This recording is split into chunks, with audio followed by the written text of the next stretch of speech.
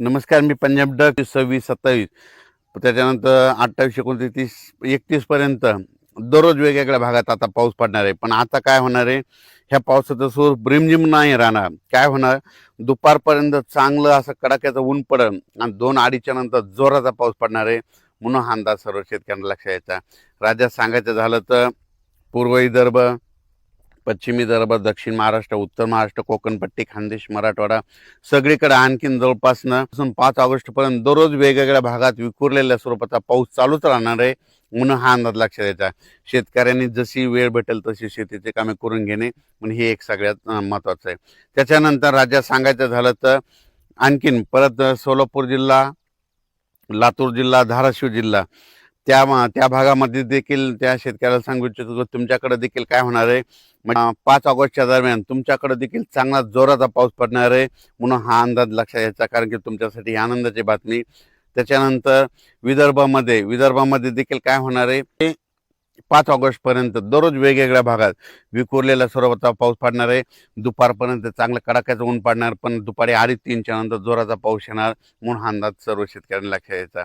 त्याच्यानंतर मराठवाड्यामध्ये परभणी जिल्हा, लातूर जिल्हा, बीड जिल्हा, धाराशिव जिल्हा, जालना जिल्हा, संभाजीनगर, हिंगोली जिल्हा ह्या पट्ट्या परभणी मराठवाड्यातल्या शेतकऱ्याला सांगू इच्छितो की मराठवाड्यात देखील काय होणार आहे, असं चांगलं दुपारपर्यंत कडक ऊन राहील, पण 2:30-3च्या नंतर ते रात्रीपर्यंत मग जोराचा पाऊस पडणार आहे. म्हणून हा अंदाज लक्षात यायचा.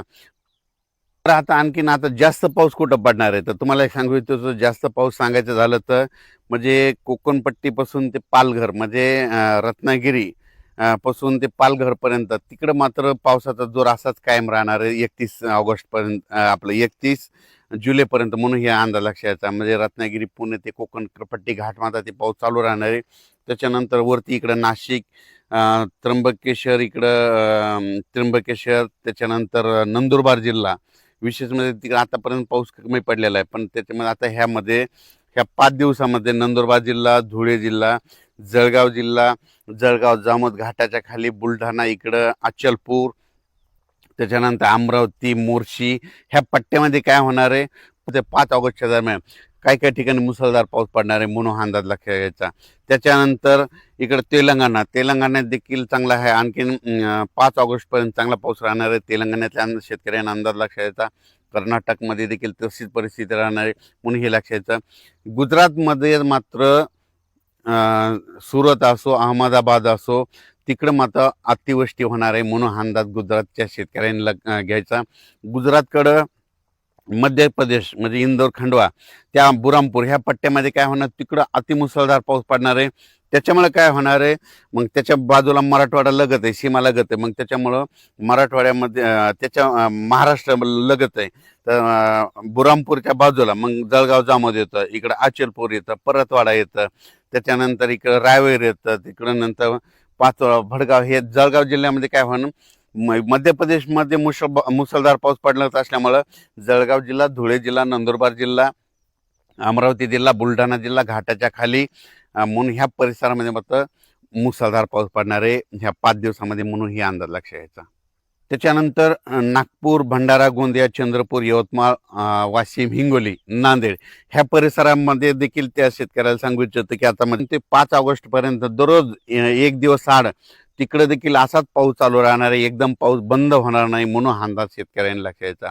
आणि तसेच आपण म्हटलं होतं ना, उत्तर महाराष्ट्राकडे खूप पाऊस पडायला, भंडारदरा, त्याच्यानंतर निळवंडे हे सगळे जवळपासनं सगळे वरचे धरणं भरलेत. आता त्याचं पाणी मात्र तुम्हाला सांगतो गोदावरी नदीकडे येले. तर गोदावरी नदीकाठचे जे आपले पाळीव प्राणी, पशुधन आहे, ज्यांच्या मोटरी असतात, तर तुम्ही आजच्या आज काढून घ्या. कारण की ना जवळपास नांदूर मधनेश्वरमधून 29,000 पाणी येले. त्याच्यानंतर दुसऱ्या भंडारदरातून पाणी सुटलेलं आहे, मुळातून बऱ्याच, आणि गोदावरीला नाशिकहून देखील पूर आलेला आहे. जवळपास 65,000 पाणी येत असेल. तुम्हाला सांगतो 10,000 टीएमसी जर गोदावरीत पाणी आलं तर जायकवाडीचं 1 टीएमसी पाणी वाढतं एका दिवसाला. तर हे जवळपास 50-60 हजारानं फ्लो येत आहे. म्हणजे एका दिवसाला 6 टीएमसी वाढणार आहे. म्हणजे जायकवाडी धरण मराठवाड्यातल्या नांदेड जिल्हा, जालना जिल्हा शेतकऱ्यासाठी आनंदाची बातमी.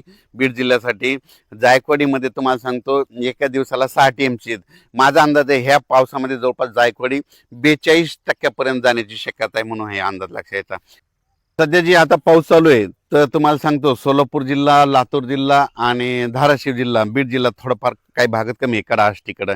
त्या शेतकऱ्याला सांगू इच्छितो तुमच्याकडे देखील आता ते रात्रीपर्यंत जोराचा पाऊस पडणार आहे, म्हणून तुमचं काही पीक वाया जाणार नाही, म्हणून हा अंदाज लक्षात यायचा.